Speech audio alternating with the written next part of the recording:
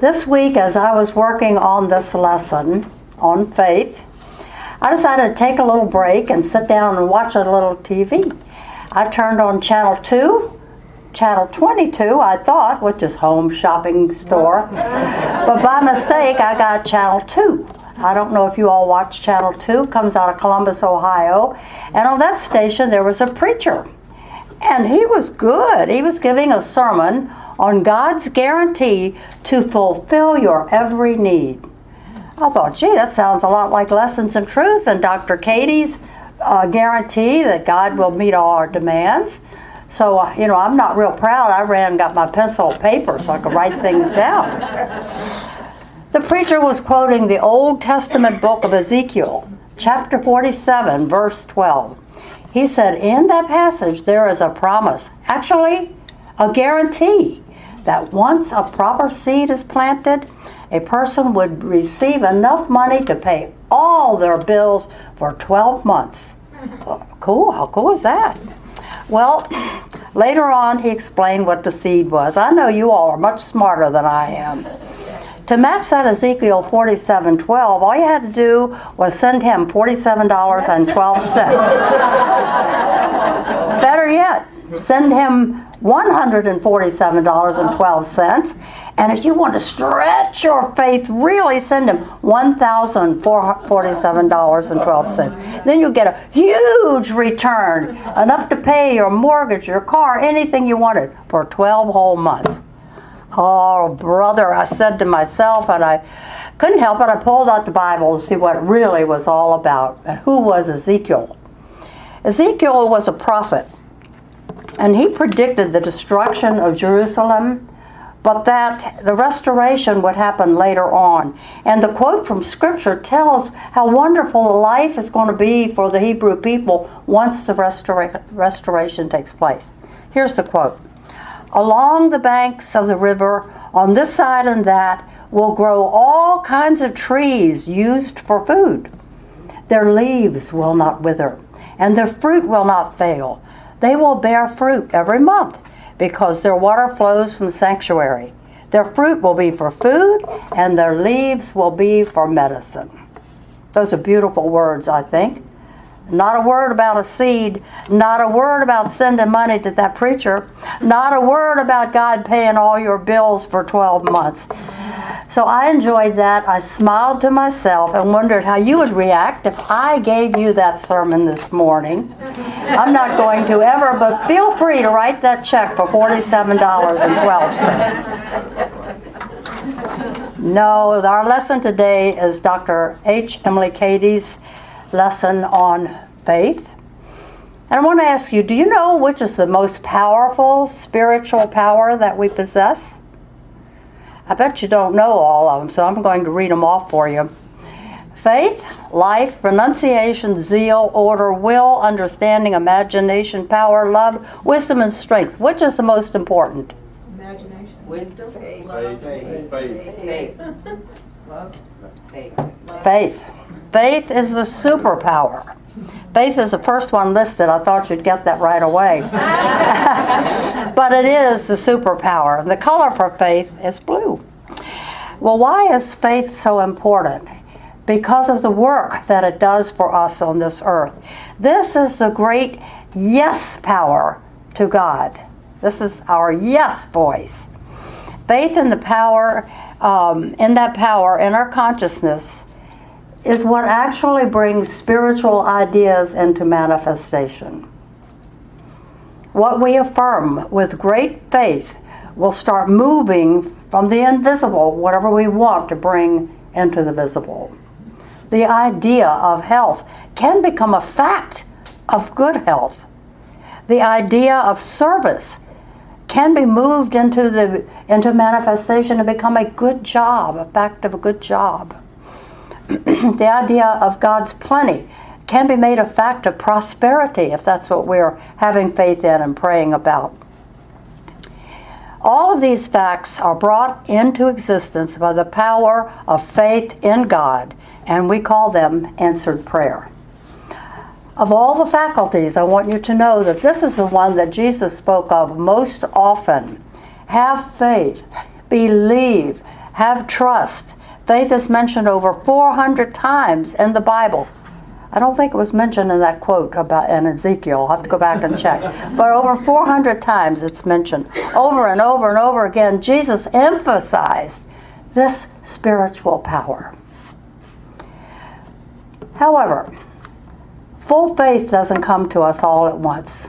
It doesn't land with a mighty thud, even if you send that check for $47.12. Faith must grow. It must be encouraged. It must be trusted. It must be invited. It must be welcomed.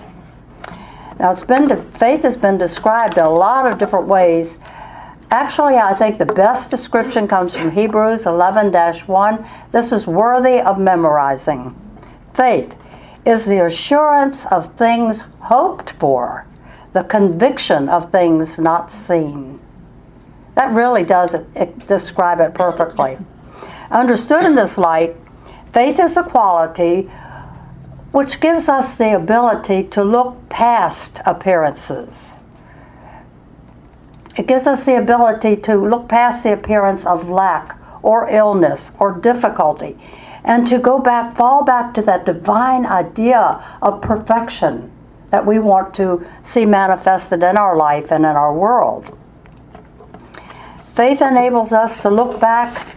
It's hard, but it does enable us to look past the fact of bloodshed in this world and terrorism and fear, and to look past that and see the beauty and peace and joy and love of God and focus on that, and we'll bring it into our lives and into our world in time. It moves it closer to us. Okay. The location of the faith center in our body is important. And one of these days we'll go back and have a series on the 12 powers again. Remember we did that? And everybody wore the colors for the powers. It was great fun. But get off track here just a minute. One day we were doing life, and all of us came to church wearing red. And a stranger just came in the door just like he did about this time of the service, and he's looking at all of us dressed in red and wondered what kind of a cult he had entered. He did stay, and we explained to him what it was all about. Anyway, the faith center is in the middle of the head, between the two ears and the two eyes. Right down there. That's our faith center. And when we put our faith in what we see with our outer eyes and hear with our outer ears, we're not going to get great, wonderful results. But if we can focus our faith on our inner vision, our inner hearing, this will bring a higher realization of our spiritual nature. At its very, very highest level, our faith will be directed from the Christ within us. Eventually, still got tickled. We will no longer have to think in terms of having faith. We will express it automatically, like Jesus did. He simply spoke the word, and whatever he wanted appeared. That's what we want to be working towards. That's what we are working towards. Over time, Dr. H. Emily Cady, who wrote the book Lessons in Truth, got to the point in her faith where she was able to do the same as Jesus did. She was able to speak the word, and she would receive whatever it was that she asked for. And I'm going to tell you about that a little later in the lesson. In her book, she gives examples of how faith saved so many of the Old Testament characters, like David and Samson and Samuel and the other prophets. And then she says, do you want any more power or any greater thing than these things? The power to conquer kingdoms, to shut the mouths of lions, to quench fire, to turn to flight whole armies, to raise the dead to life again. Even, she says, if your desires exceed this, you need not despair or hesitate to claim their fulfillment. For one greater than you, one who knows whereof he speaks, said, all things can be done for the one who believes. And we know that she was referring to Jesus. So she said, no matter what it is that you want, if you have a strong enough faith, you will get it. Now, many Christian people and many truth students, when they hear the stories of the miraculous healings and miraculous things from the Bible, they say, oh, I wish I had that kind of faith, or, oh, I wish I had enough faith just to get me over what I'm going through right now. How do I get more faith? And these are good questions, and they deserve good answers. Well, first of all, we have to remember that faith is one of our spiritual powers. It is a gift from God. It is given to us into our spirit at the very beginning. We don't have to do anything to get it. And one way to strengthen our faith, the best way, is with the use of affirmations. Talked about affirmations last week. I don't think we use them enough. Even if we just use them to ourselves, spend the day affirming the good. No matter what you see going on in the outer world, don't be deceived by appearances. Use your strong affirmation. This increases your faith. And we have to remember that faith is not the same as belief, although they're very closely related. It's hard to talk about one without talking about the other. You see, technically they are not the same because, as I said, faith is not something you choose. Faith is given to you from the beginning. It's a gift from God. It's part of our spiritual nature. We don't choose it. But belief now is something different. Belief is a choice that we make concerning ourselves. We choose to believe something or not believe something. I talked about denials a couple weeks ago. And many people say they don't do denials, don't like denials, not going to do denials. I checked with several Unity ministers. They all use denials. But we can choose to believe or not believe. It's our choice. It's important what we believe because this forms our attitudes towards things. And if we have right attitudes, that gives us right states of consciousness. And when we have the right states of consciousness, this gives us the power of using our spiritual powers, all kind of hooked together. And as much as we'd like to just jump right over there to the finish line, generally that's not the way it works. In the average person, belief precedes a manifesting faith. Most people just don't usually start out with full faith, even though we'd all like to, I know that. But if you want to increase your consciousness of faith, and we all do, first start working on your beliefs. Examine your beliefs. Spend time thinking about them. Something comes up, and you're questioning about why do I feel this way? Don't just dismiss it. It came up for you to examine and find out. I do it all the time. And where effort is made, growth occurs. When no effort is made, no growth occurs. Growth in faith I'm talking about. So if you want a life in which faith takes a greater part, which miracles can appear quite normal, then get to work. Use your freedom of choice on your belief system. And think about your 12 spiritual powers. As I said, we will have a series on that a little later on. Believe they are real. Believe they are powerful, and they are yours. They are gifts to you from God. They are your real divine inheritance. The next step to strengthen faith, after you've been using the affirmations, looking at your belief system, thinking about your spiritual powers, the next step is kind of easy. You graduate from belief into real faith, miracle-working faith, quickened faith. This means that you will have working for you the power of an energy that's finer and more volatile than subatomic energy. You can do it. We can all do it. Jesus taught this. Paul taught this. All spiritual-minded people are demonstrating this every single day. It's not fanciful theory. It's spiritual truth. When faith is fully active, there is no form of good that's not possible for us to receive. Can you believe that? Yes. Yes. That's a good one to work on for our belief system. Another question that people ask about faith is, do I have to keep asking God for things? I mean, do I have to keep asking, or can I just with faith claim it and move on? Well, yes, you can do that if your faith is strong enough. and you see it manifesting. But most of us probably have a little more work to do on that. So Dr. Katie says that we should keep on asking until our prayers are answered. She was a keen student of the Bible, and from the Bible she learned the spiritual principle of persistence. And she gives the example from Luke 18:18 from the Master Teacher Jesus. He was telling about the poor old widow woman who went before the judge with her petition. Every day she would go before the judge with her petition, and he would ignore her. And every day she never gave up. She kept going over and over and over and over. And finally, it says in Luke, that he just got so tired of seeing her there that he granted her petition. And that's the way we should be with our prayers. Keep knocking at that door. Keep saying them. I don't think that this has anything to do with God. I think this has to do with us. And the more we ask, it keeps our faith alive. We're to pray without ceasing and never lose heart. Dr. Katie wrote a letter to Lowell Fillmore, who was the son of Charles and Myrtle. In it, she said, speaking of lessons in truth, almost every one of my lessons was born out of the travail of my heart.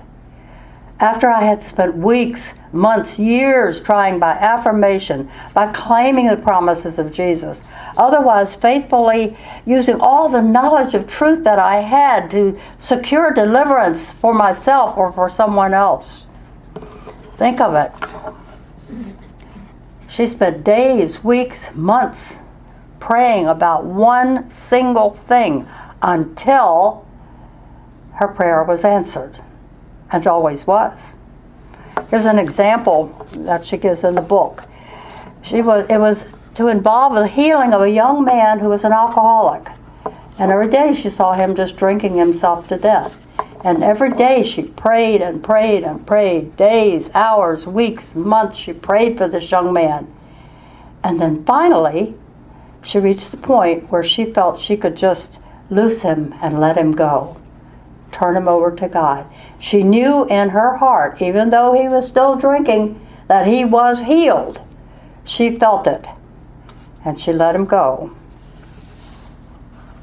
Once she reached that point in consciousness, it required only a few hours before he was healed completely, never to touch alcohol again in his life. That's the kind of faith we want, isn't it? Now we might think, oh, that was easy for her to spend all that time in prayer. She was a successful physician. She had plenty of money. She had plenty of time to be praying like that, where we're all in bondage to our jobs. We have to spend all our time working and save our money to pay our bills and buy our food. Well, here you go, Carol. Here's your story that you've been waiting for. It may surprise you that Dr. Katie struggled with the challenge of paying bills and buying food as well. She didn't do it because she had to. She did it because she was trying to prove a truth principle. Now, Carol Menner mentioned this in the fellowship room a few weeks ago, and I said I was going to look it up and share it again. Yes, Dr. Katie had a very well-established medical practice. Plenty of patients who were paying their bills every month. So it was not her supply that troubled her, not at all. What did bother her were people who came to her for help, for healing, that had no money. Sick people with cancer who had spent every cent they had on health care and had no more money. It was much worse then than now. Dr. Katie went to God in prayer and said, what can I do to help them? What can I do? God gave her a vision. And the vision's this. He told her His presence was the all-inclusive supply of all things for her. And she set out to prove that she would only depend on God for her supply. So from that day forward, she never sent a bill. She never charged anyone any money. She gave lovingly of all of her medical things.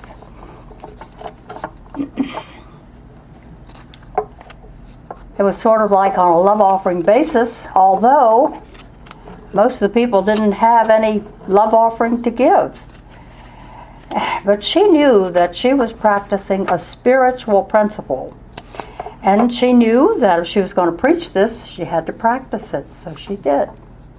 Well, that's when the stuff hit the fan, if you know what I'm talking about. Hard times came knocking at her door. She had no money coming in. And she recalled the words from her teacher, Emma Curtis Hopkins. She said, "There is always at least once when we are called on to stand steady in our principles. Nothing is sure at all in your life until it has been put through the fire, until it has been put through the furnace." The time had come for Dr. Katie. For more than 2 years, she persisted in proving that God is my supply. And she never let anybody know what she was trying to prove. It wasn't working out for her. She didn't have money for bare necessities of life. And many times she felt faint with hunger. But she had supreme fortitude. She trusted God's word. She kept on. Must have been tough. Going to work every day, treating these people, not having any money, not having any food. 2 years of this. Finally, she had reached her limit, just like all of us would have. Her flesh and blood and human self could stand it no more. And so she cried out to God, "Why? Why this failure? You promised me. You gave me a vision. Why are you letting me down? Why have you failed to answer your promise?" And God answered. Only a verse from Scripture came to her. This is it. "And God said, 'Let there be light.' And there was light." Oh, it didn't help her much. She didn't see the relevance of it at all. And she kept saying it over and over again. And God said, "Let there be light." And there was light. And as she focused on this and prayed about it, the word "said" stood out. Said. And she realized during that whole 2 years, she had never spoken the word. She had never said that she needed $50 to do this. She had never said it. It was then that she realized you can't just leave it up to God. God knows what I need. God knows before I know what I need. I've said that lots of times. But she says, no, you have to activate this power. It has to work through you. And it's directed by the spoken word, definite words. And prior to this, she had just been the passive, indefinite, that trust that God would supply. But he didn't. Her whole emphasis had been on giving instead of receiving, which is the cycle. This was how she discovered the power and use of affirmations that Unity uses to this day. That's why I'm telling you how important they are. She learned that she must set God's power into motion. She must give it direction, and then it would work for her, through her. Once she spoke the word for supply, that very day, the supply problem was over for her the rest of her life. She learned that speaking the word for what she wanted, exactly what she wanted, it came out of the invisible into manifestation. People thought she had inherited a great wealth or that she had become financially independent, but no. She would get the vision in her head, I need $450 for my mortgage or whatever. She would see that, and before the day was over, the money would appear for her, whatever it was. She had developed a great faith at this point. It was the same spiritual power that she had in healing people. She could heal cancer as well as a headache. But now she learned this, that on the physical world, whatever she needed or asked for, she could get that too. Dr. Katie was filled with joy when she made this discovery that God had revealed this power to her. She was filled with joy. She would speak her words into the intangible, universal substance of all good, and the law responded. She had proven the law of prosperity, which she passes on to us to work on our faith, to use our affirmations, to work on our beliefs, and bit by bit by bit, our faith will increase. And I have seen this happen. Doesn't happen all the time. I wish it did, but I have seen this power. I have seen things manifest. And you have too, if you stop and think about it. She says in her book, Talks on Truth, we ask no one to believe what is written here simply because it is presented as truth. Prove all things to yourself. It is possible to prove every statement in my books. Every statement given here was proven before it was written. But the results that one obtains from them will depend on how faithfully and persistently one uses the helps given. So, my dear Unity Community family, ask, believe, affirm. This is the most powerful type of prayer we can use. Dr. Katie ends her chapter with these words. Knowing divine law and obeying it, we can forever rest from all anxiety and all fear. So I will tell you, keep the faith.